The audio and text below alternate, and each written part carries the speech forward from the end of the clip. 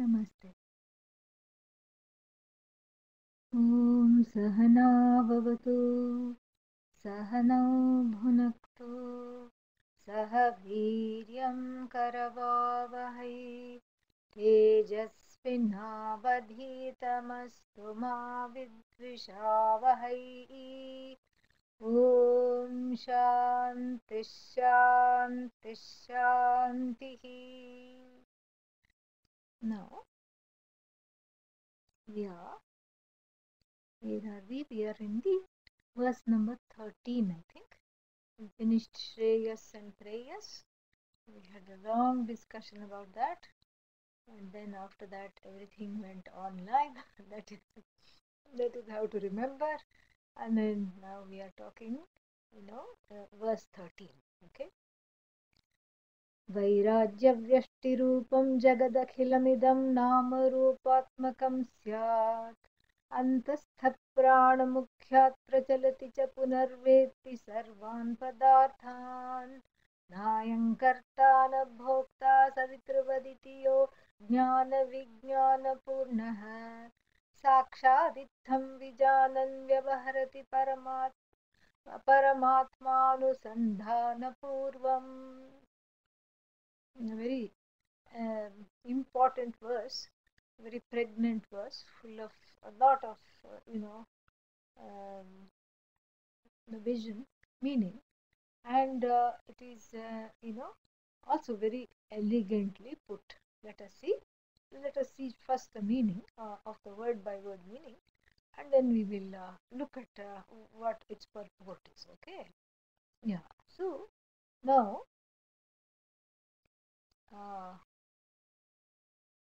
So the Vairajya, Vairajyam is actually Vairagya. Okay.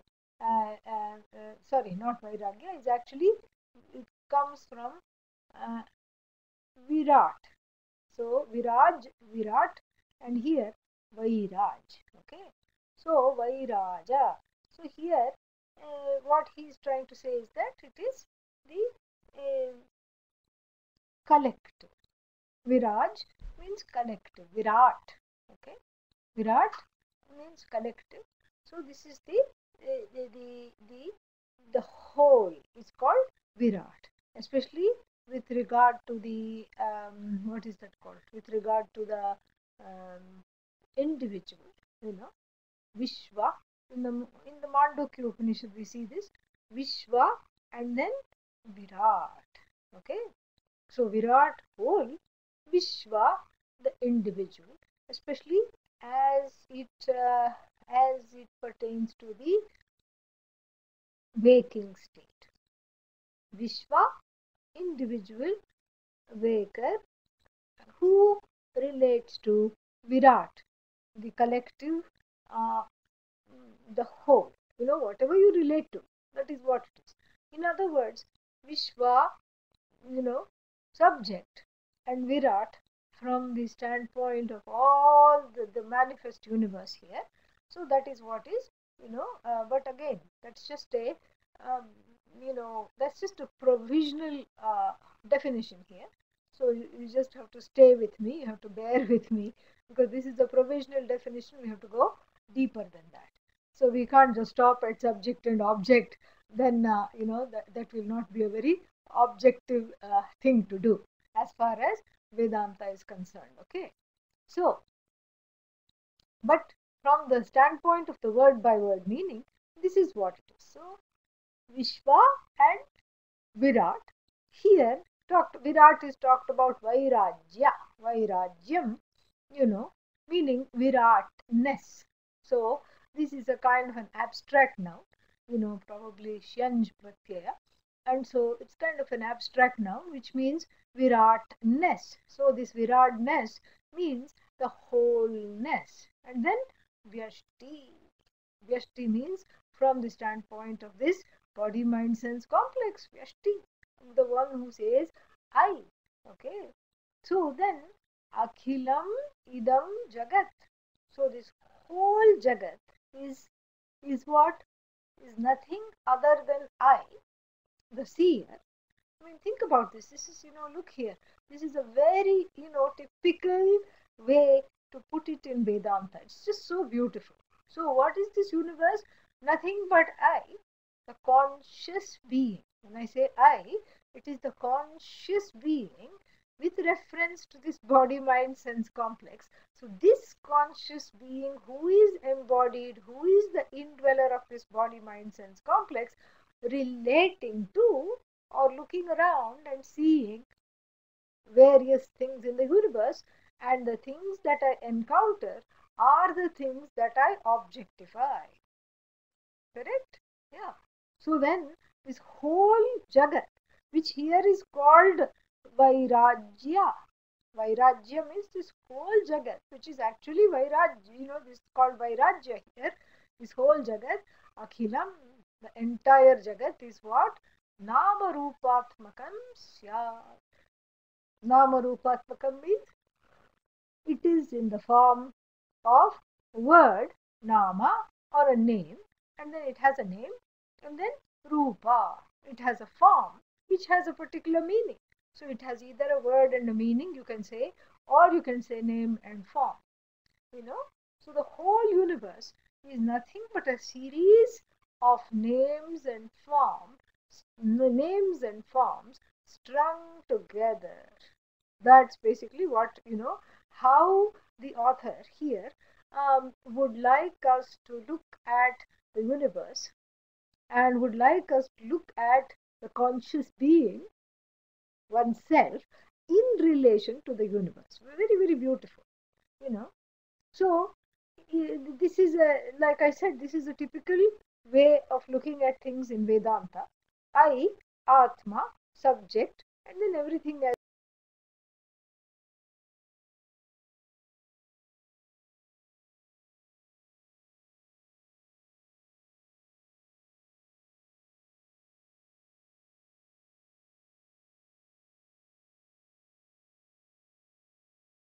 is Anatma, not I. So the I am this. Who is this I? I am this person who is objectifying the universe. I am the objectifier of the universe. And so there is this conscious being, which is I. And what am I conscious of? Anything that I am conscious of is called here Nama Rupatmakam Jagad Akhilam. So this anything that I am conscious of is nothing but this whole world of name and form. Whole world of name and form alone it is. And then because, I'm the one who is, first I go about objectifying everything that I see. Here is a wall, here is a door, here is a window, and here is a microphone, here is a computer, here is a table, here is a chair. I am sitting in the chair. I am sitting, well, the body is sitting. Again, now here you see it's coming closer. Now I'm objectifying the body. First I said what? I said here's the room, doors, windows. Objectified. Chair, objectified. Oh look, I'm sitting in the chair. Am I sitting? I'm sitting. Well, the body is sitting. And this body with which I identify happens to be seated. So the body becomes what now? Vyashti or Virat. It becomes Virat. It becomes something that I have objectified. Now, how is this objectification taking place? With the help of what? Eyes. Let us say I'm seeing myself sitting here. If there was a mirror in front of me, or I'm looking at the screen and I'm seeing myself sitting here, if I say, then with the help of eyes. Correct? So the eyes don't see me, the eyes see the body. Now it's not enough just for, so the eyes are objectified now.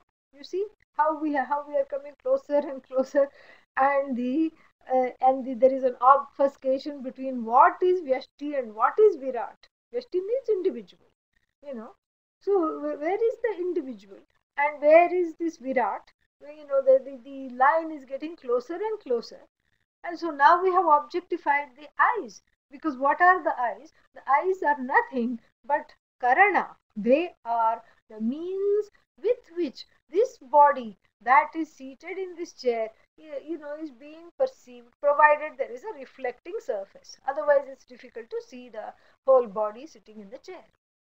Okay. But supposing something fell in my eye, as I was trying to as I was trying to look at something, as I'm trying to look at this body seated in the chair, then what is happening? Something fell in the eye. And in order to clear that, I put some water. It didn't help.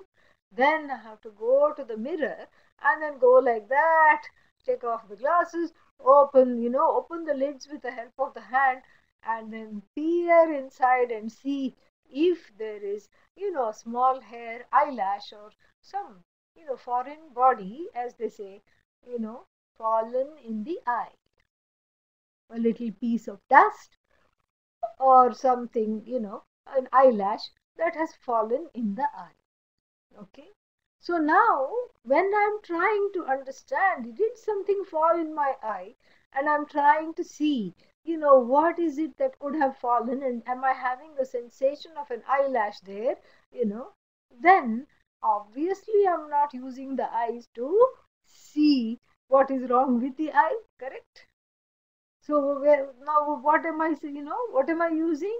You can say I'm objectifying the eye with the help of the mind. So first I objectified the whole universe with the 5 means of knowledge, pramana. Then, when then I objectified my own body. Now, then I objectified the eyes with which the body is being, watched with the help of antahkarana.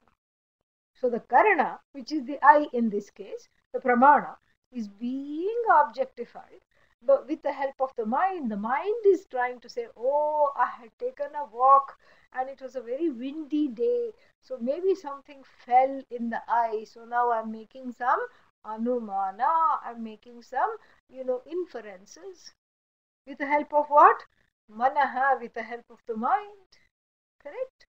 And so then, but there also we don't stop.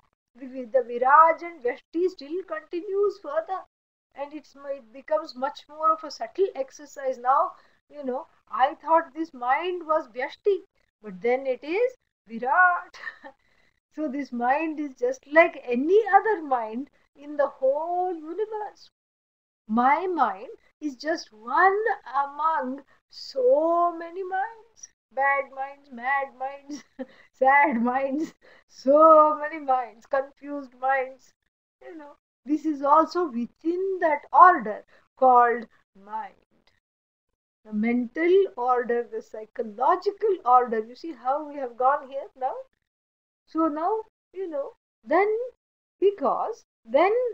how do you objectify the mind? Because you say, well, supposing you say, that is interesting, that I'm able to perceive something that fell in the eye, that I'm seeing with the mind. But what if the mind is wrong? Let's say the mind is wrong. Maybe there is some, some, what is that called? Some allergies or a side effect of some medication that's making the eyes itchy or tingly or feeling like something has fallen in without anything being fallen in. The mind has been taken for a ride here, correct? And when I see that, that means I'm objectifying the mind. So where does the buck stop?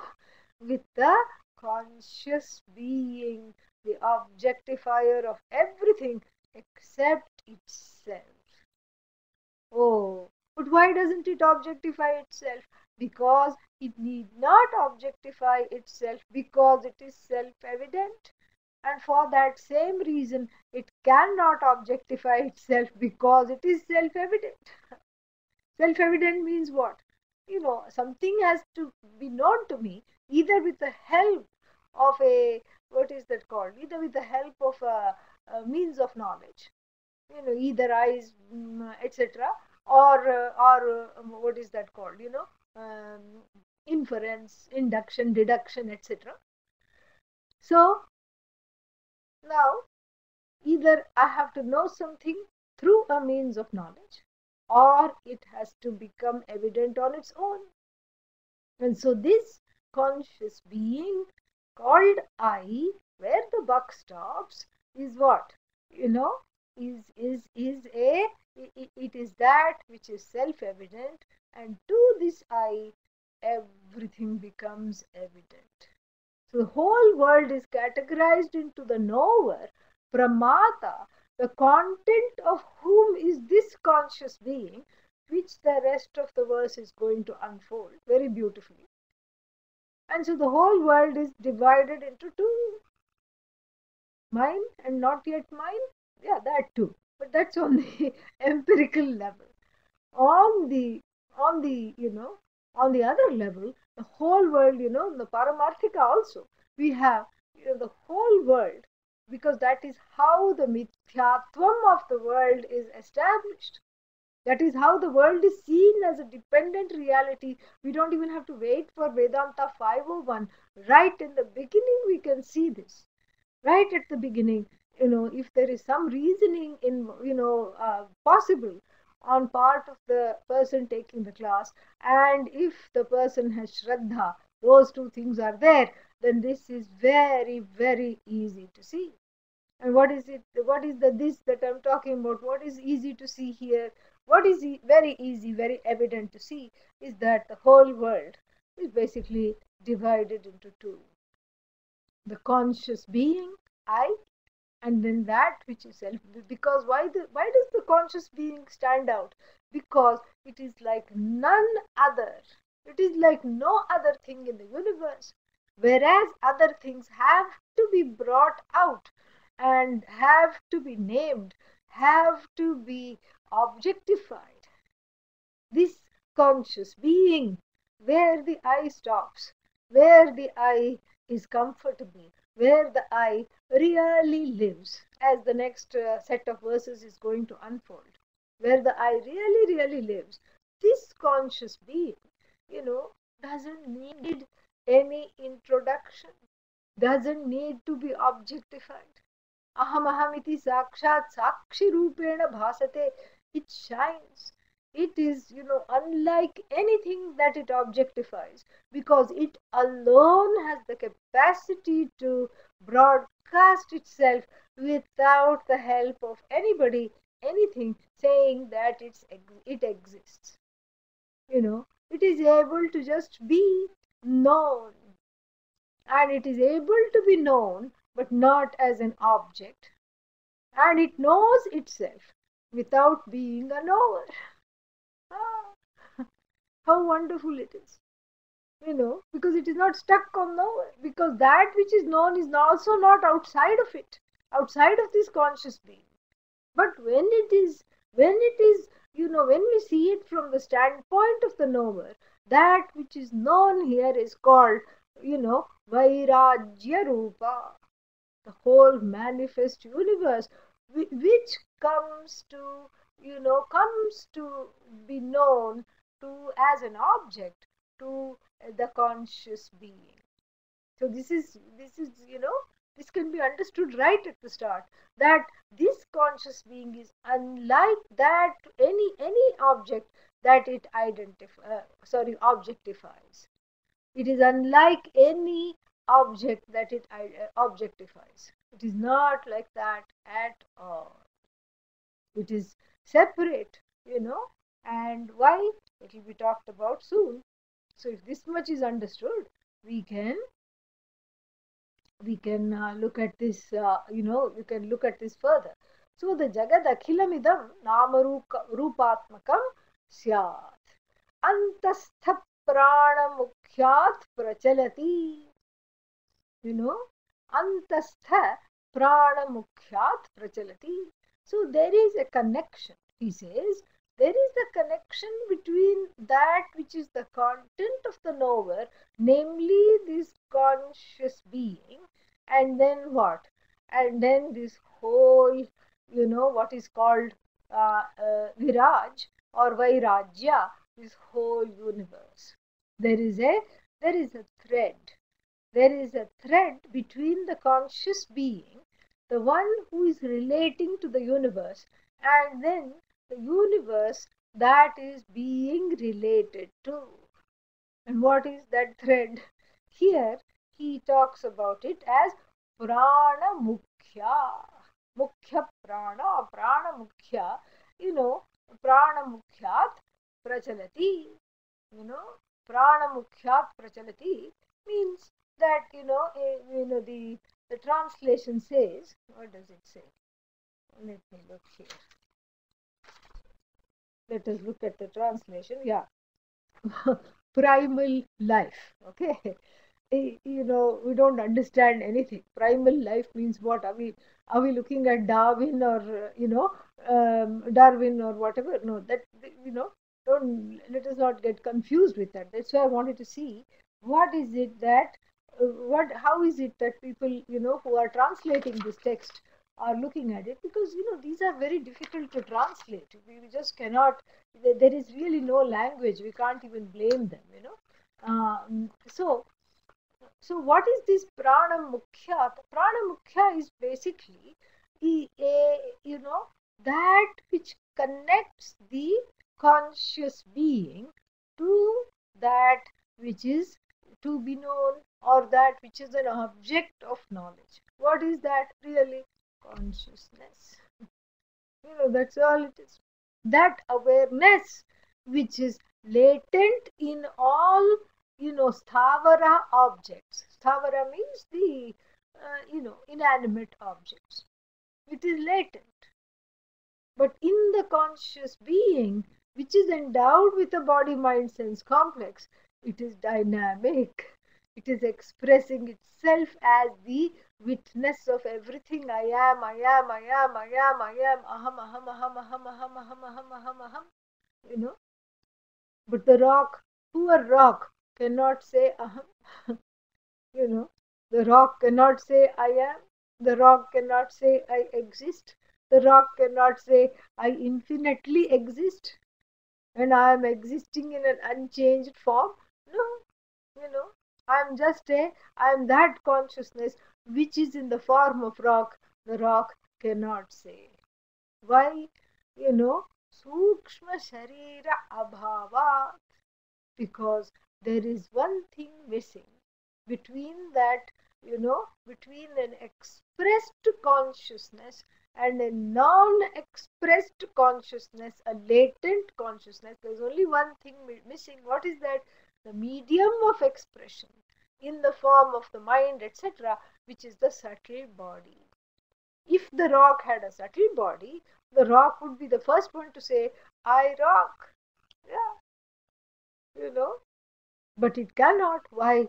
Because it only has what is called a sthula shariram. It only has a, a gross body, not a subtle body, and therefore it's not able to advertise its presence, as this conscious being here, endowed with a subtle body in the form of a sentient being endowed with a subtle body, who can say, this is rock. From now on, I name you agate. Agate is a kind of a very nice, rock belonging to the geode family, where it is cooked in the what is that, in the womb of Mother Earth, with all the hot gases, and the fire and the air and the water acting, and you can see all wonderful waves. So, then it is mind, and then the scientist, the geologist first looks at it. Oh, you are an agate, you know.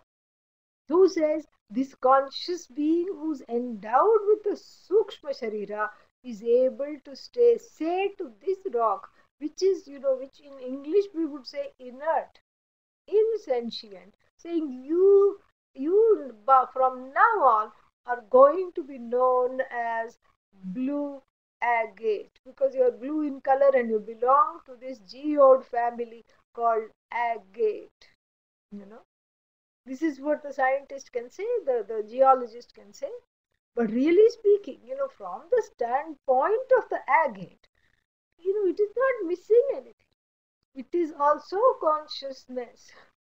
And the geologist who is saying you are agate, not Tattvamasi here, agate swamasi, is also that same consciousness. That is what is called mukhya prana here. Prana is not respiration here or something like that. Yeah. So it is that, it is that consciousness, subtle in its ways. Subtle, because it doesn't, you don't see it. It is you. And in other words, there is no difference between you and the rock. Because that I which is in you, the I that is in the rock, the unexpressed I, you know, and that presence in the rock, I means presence, that presence in the rock and the presence in you is one single non-dual presence. Now, what happened to the knower? Gone. The knower is just a little blip in that, you know, oceanic consciousness. In that oceanic, consciousness which is limitless. This existence, which is a limitless existence, in that the status of the knower is as though superimposed and is as though there like a little wave called knower when something is to be known. But then what? What is that which is known? That also is a superimposition, as it were, upon that very consciousness, which is itself nameless and formless. This is what the whole thing is. So then what happens, So antasthaha means that which is innermost. Innermost means, it is not the body, it is not the mind, just as we were objectifying all the subtle things. And then you come to the Atma, so to speak, after, quote unquote, removing removing the identification that is there with the ahankara, with the mind, with the sense organs, with the sense objects, etc. And then then you do this inquiry, and then then you come upon this. So that's why it is antastha. It is, that which is not easily, which is not objectifiable, which is inner.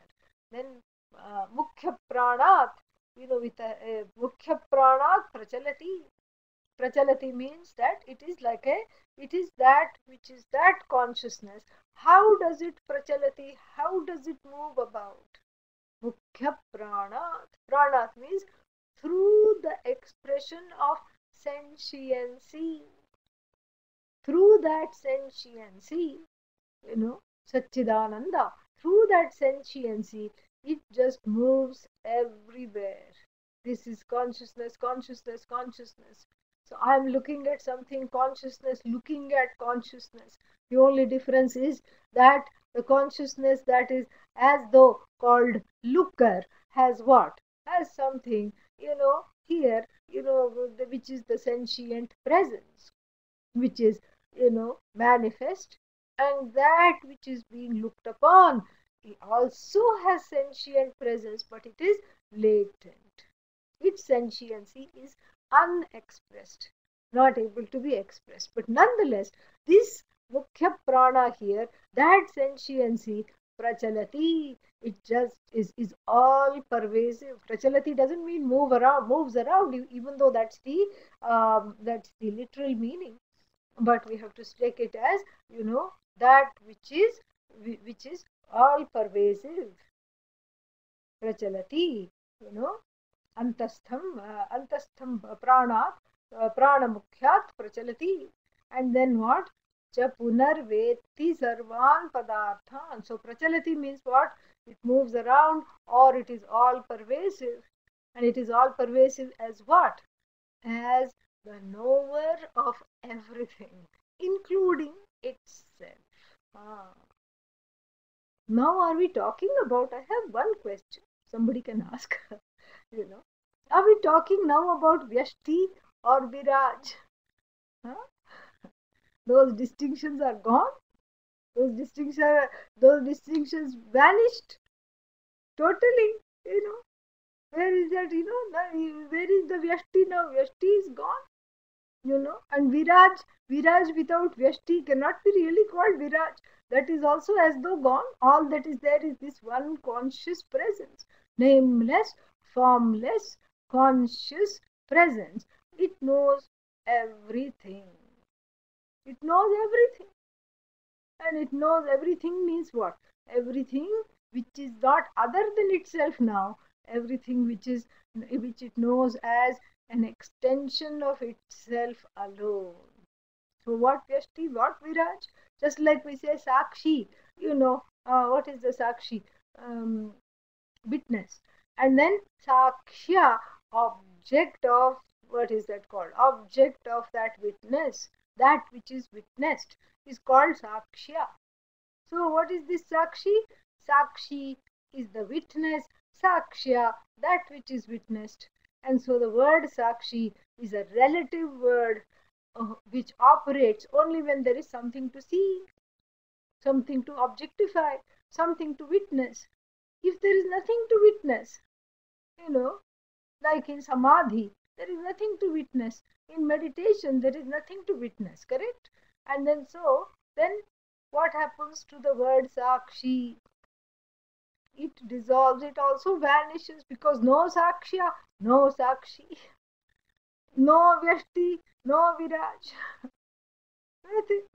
All that is there is one all-pervasive consciousness, the knower of itself, the knower of anything else, as an extension, as a superimposition upon that consciousness alone, because it knows it alone is. Okay. Then punarveti, punaha means then again. It knows everything. It is all knowing. This is what all knowing means. All knowing doesn't mean you have to go and then get a PhD in every leaf and everything and everything. No, all knowing means you know you know all is sarvam. Sarvam means what? That which you know plus that which you do not know is equal to all. That is what it is. And so from the standpoint of this consciousness, from the standpoint of this conscious presence, what is this conscious presence? That the one that immediately says aham.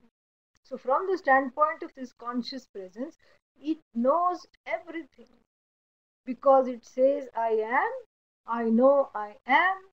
And even if it says I don't know, let's say from the standpoint of this, now we can bring in Vyashti again.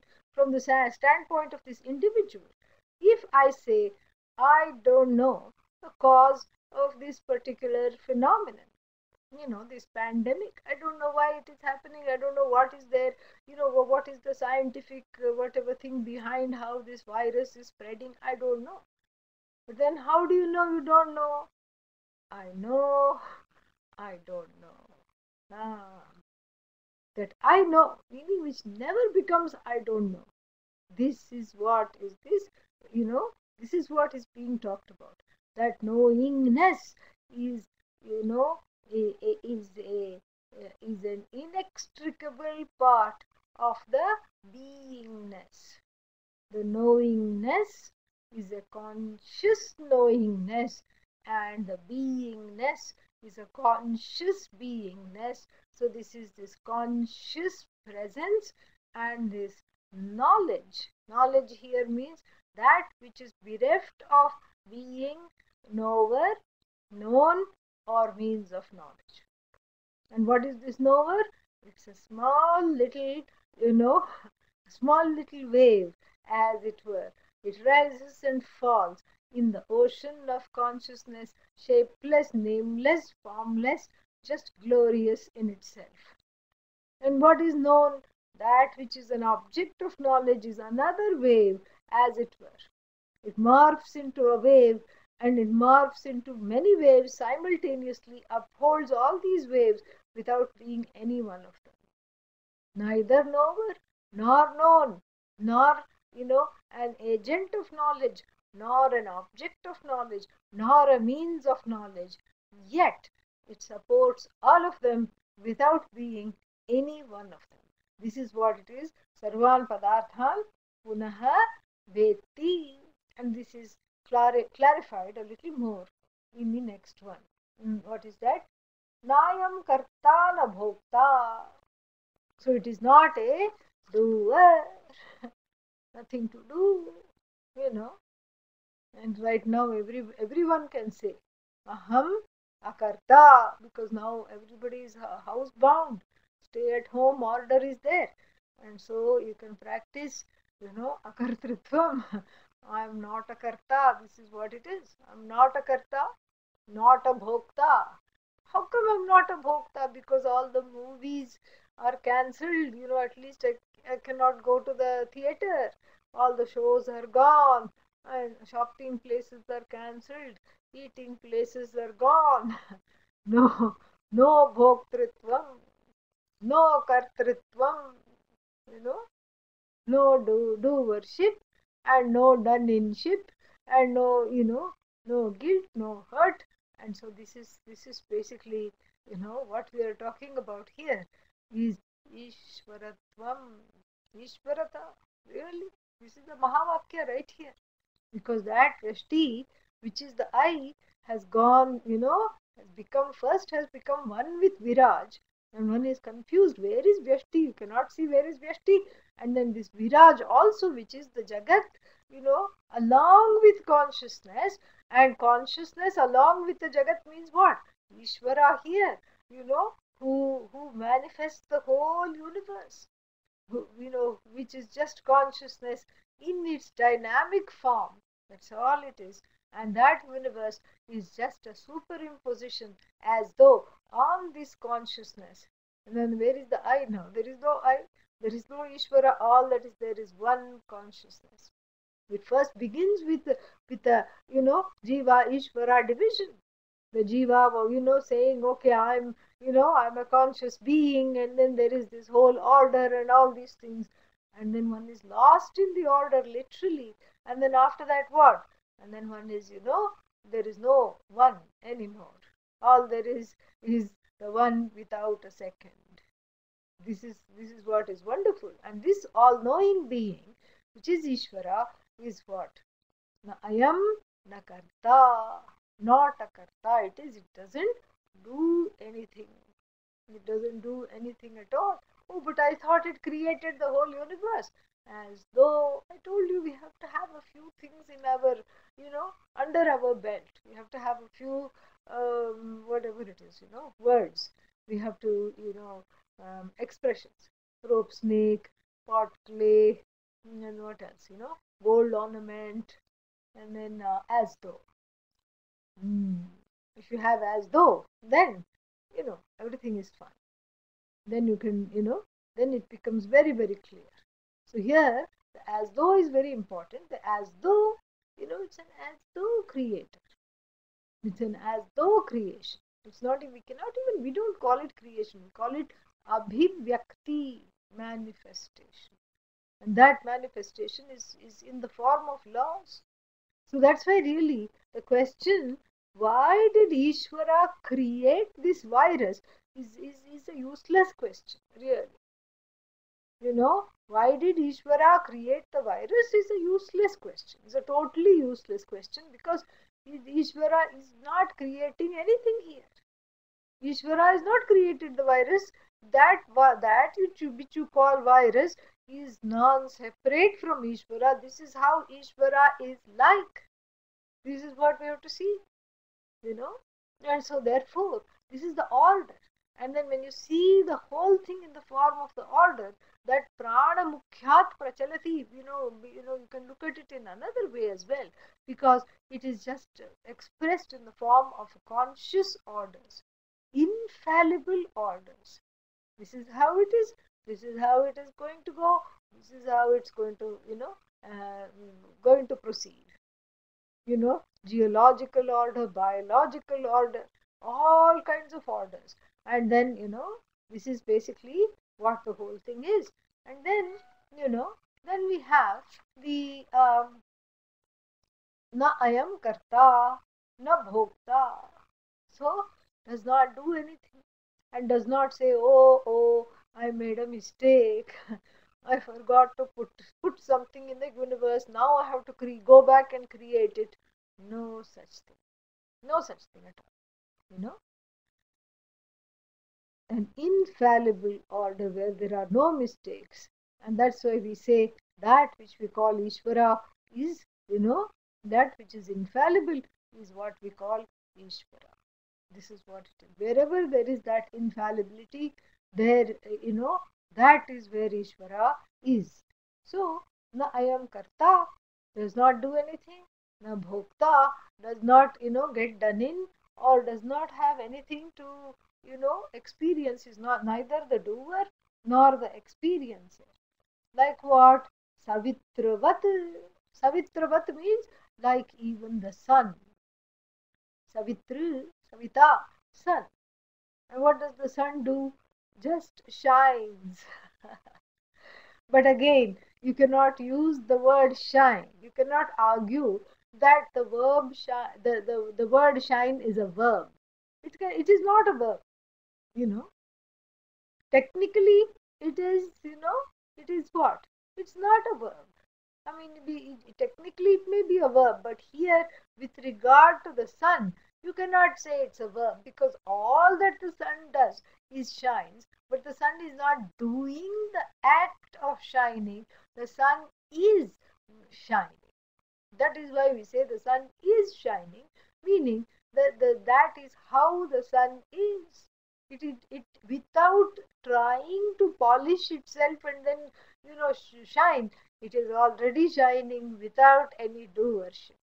It simply is, and that is how the sun is. It is no other way the sun can be. So therefore, even though technically the verb to shine, bhasate, is a verb, it should not be seen as a verb with regard to the sun, because the sun has no doership. It simply is. So Savitravat yaha jnana vijnana purnaha. So the one that is, the one that is yaha, this, who is this one? Now we are coming back to the jnani here. So the jnani, which is like Ishvara, who is like Ishvara, who is indeed nothing but Ishvara, who knows, who sees the whole universe full of names and forms as an extension of oneself, who is all knowing, who is, free of doership, free of judgment, free of complaints. This is very important, judgment and complaints, because that is what differentiates the ajnani from the jnani. Ajnani meaning either the one who doesn't know, or will have a lot of complaints. Why this? Why this? Why this? This is not okay. That's not okay all the time. But the jnani knows this is how it is, and the jnani is in acceptance. The ajnani is constantly, fighting, fighting, fighting, fighting, fighting, you know. And so that is another one. So the ajnani is constantly fighting. The jnani is just in acceptance, and then what? And then, the here jnana vijnana purnaha. Jnana purnaha was enough, full of knowledge of the self, filled with, replete with, enjoying the knowledge of the self, soaked in the knowledge of the self, the one who has assimilated the knowledge of the self to the extent that there is nothing more to do, and is just being, like a rasagulla, like a completely, happily soaked in the knowledge of the self. That was enough. But then jnana vijnana purnaha. Vijnanam is also jnana. But when the two are used together, then we have to we have to look at it carefully. We have to give it a different meaning, because, such a wonderful writer will not have the fallacy, will not, will be very careful not to commit the fallacy of redundancy, and punarukti dosha should not be there. We look at it from the standpoint of Shraddha, and then we give the word Vijnana a different meaning. And what is the word Vijnana? That Jnanam which is fully assimilated is Vijnana, where one can actually understand it fully without any, residue of doubt, error, or any kind of vagueness where this knowledge is concerned. That is what is vijnana. So the person already has gained the knowledge. How? From his or her teacher, of course, and then has taken the pains to sit with this knowledge and assimilate this knowledge completely. And then that is what is jnana vijnana purnaha. And then what? Sakshad itham vijanan vyavaharati. Vyavaharati means moves around. Vyavaharati means transacts business in the world, enters into various activities, enters into various activities, and then, goes around and, vyaparam karoti. Vyaparam karoti means goes around, without really going around, goes around. Without really entering into transactions, enters into transactions. And then, because there is no karta, there is no bhokta, there is nothing there. And then, so therefore, the person just is what? The person is like a, like a, uh, what is that called? Like a, um, going around doing the things in full view of the Vedanta understanding, so that one is not really fooled by the universe. Yeah, that is the whole thing. One doesn't take the universe too seriously. Something has to be done. Yes, you have to stand in line, you stand in line. You have to stay at home, stay at home. You have to stand 6 feet apart, stand 6 feet apart. You know, even though it's called, what do they call it, social distancing, actually it is spatial distancing. It's not social distancing, spatial distancing. Okay, that's what you're supposed to do, you do that. But really here there is no truck with anything. You just go about the day and do what is expected of you to do without taking anything seriously, because you know that you are neither Vyashti nor Viraj, but you are that consciousness. You are one with that conscious being, and you are that consciousness which powers everything in this whole universe. You know that, and knowing that, we are untouched by, so sakshat means in reality, itham vijanan, knowing this in this manner, vyavaharati, transacts the business, does, performs his or her roles, does whatever is expected of him or her, in a given day. And then paramatma anusandhana purvam, very beautiful. Paramatma anusandhanam means, the, what is that? Paramatma anusandhanam means the, um, mm, anusandhanam means keeping in view Paramatma, keeping right in front Paramatma, keeping Ishvara in view, understanding oneself as Ishvara, keeping that Ishvara in view, keeping Ishvara not only as the truth of oneself, but as the truth of every single thing in the universe, and keeping that in full view, keeping that always in front, up front and center, and then, goes about the business, does whatever they need to do. Very beautiful, very profound verse. I hope we have seen all the words here. Yeah, Anandagiri has written a tika for this. Sometimes I read it, as you know. And so once or twice we have seen that. And what does he say here? Jnanam shastrotham vijnanam anubhavaha tabhyam purnaha. So he has studied the Shastra, Jnanam, he says, and Vijnanam means he has lived the Shastra. He or she has lived the Shastra. And then यह पुमान् भवति साक्षादित्थमिति विजानन् आत्मानुसन्धानपूर्वं व्यवहरति इति किमिति आशङ्क्य आह वैराज इति। अत्र एतदुक्तं भवति आत्मा आत्माकारान्तः अन्तःकरणवृत्ति पुमान् यदा बाह्यदृष्टिर्भवति तदा नामरूपात्मकम् अखिलं समग्रं विचित्रं जगत् स्थूलं समष्टिरूपस्य विराजः ब्रह्मणः व्यष्टिरूपमिति पश्यन् कुत्सा निन्दा सूय व्यतिरिक्तः व्यवहरति. This is exactly what we talked about. So from the standpoint of the individual body mind sense complex, the person goes about seeing, appreciating everything as Ishvara, appreciating the Virat as a manifestation of Ishvara, starting with one's own body mind sense complex. Kutsa ninda suya vyatirikta, without kutsa. Kutsa means complaints, ninda, judgment, and then suya, jealousy, without judgment, without comparison, without jealousy, without complaints. Vyavaharati goes around, because this is what? This is all Ishvara, you know.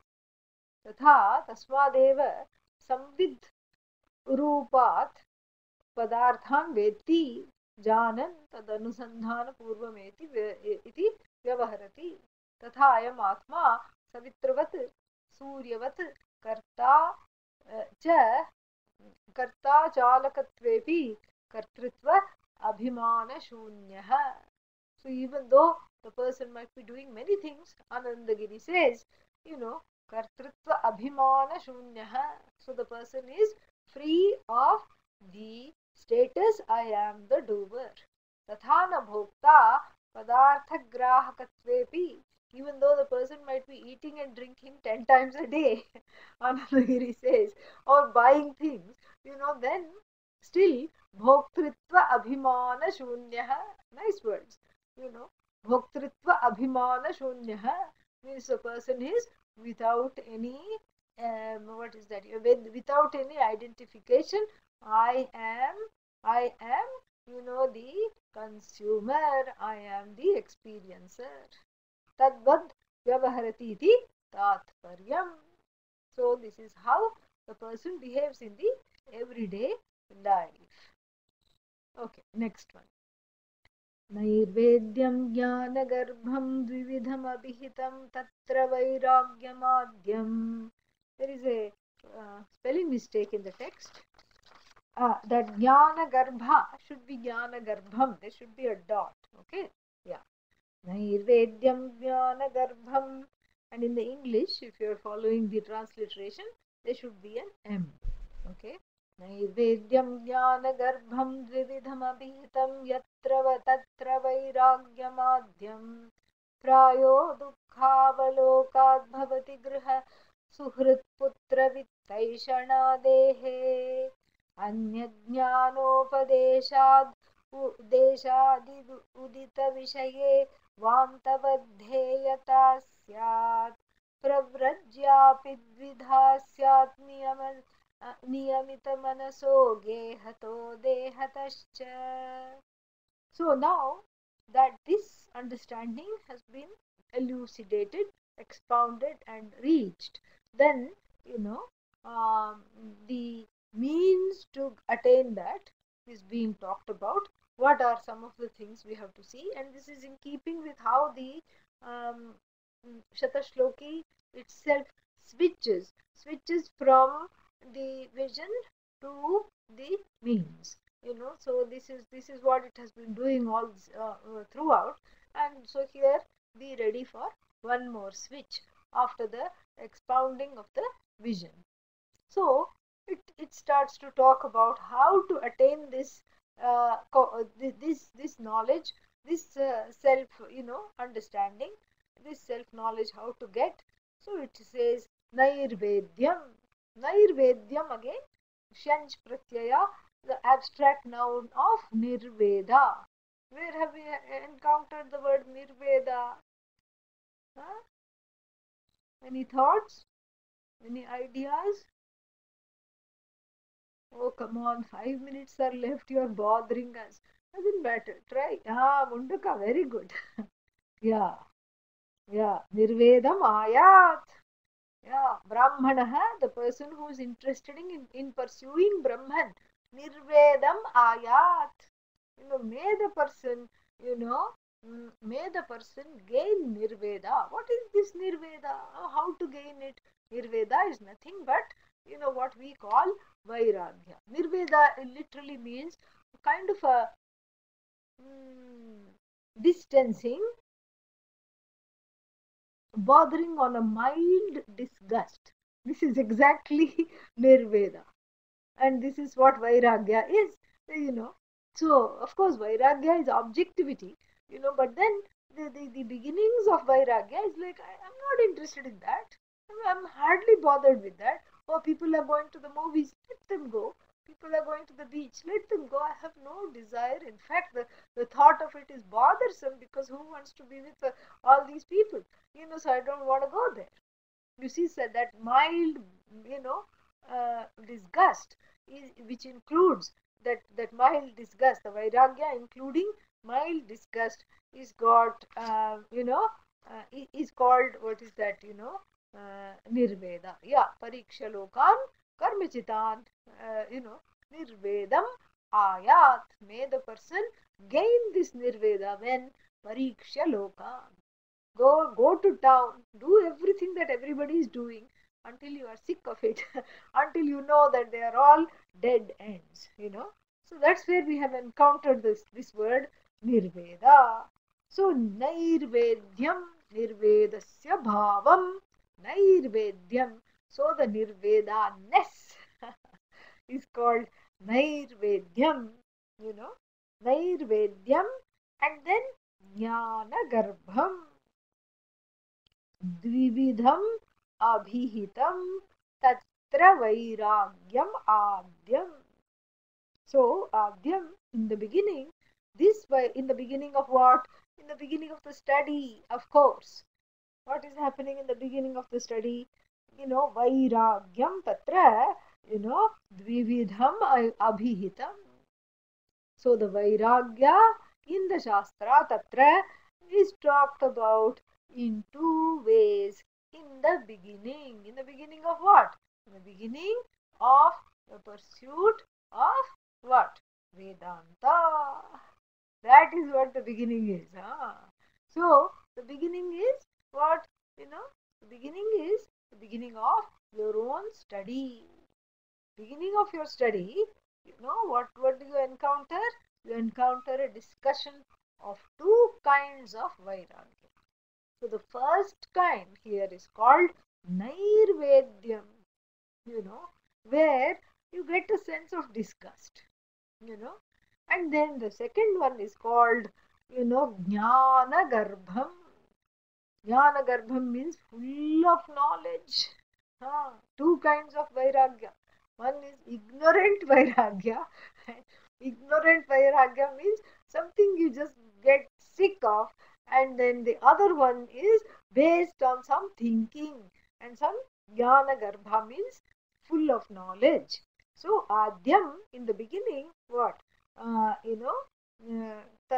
Vairagyam Adyam Dvividham Abhihitam is said to be of two kinds. Then, how do you know the difference? Prayah, the first one, Dukkhavalokad Bhavati. The first one is born of sorrow, depression.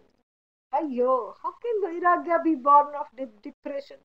Well, if you have any of the following listed here, you know what is being talked about, the author says. If you have a house, definitely you'll be depressed. You'll have sorrow. Why? Because so many years mortgage has to be given. Oh, okay, maybe it's paid for, but then what do? Oh, something is falling apart. I have to remodel this. I have to remodel that. I have to grout this. Somewhere the leak has sprung. So all the anxiety connected to the house. Is it depreciating? What's going to happen with the economy? All these things. And then Suhrit. Suhrit means friend. So if anybody who has a friend knows that, it doesn't take long to, wonder, oh, have I offended the friend? And have I done something to make them upset, etc. And then putra here means child, offspring. Offspring, of course, one is always worried. And if you're an Indian parent, you're worried for your, for your quote unquote children. Even though the children are now grandparents, you still worry about them. And then what? Vitta means money. So Eshanadehe, born of these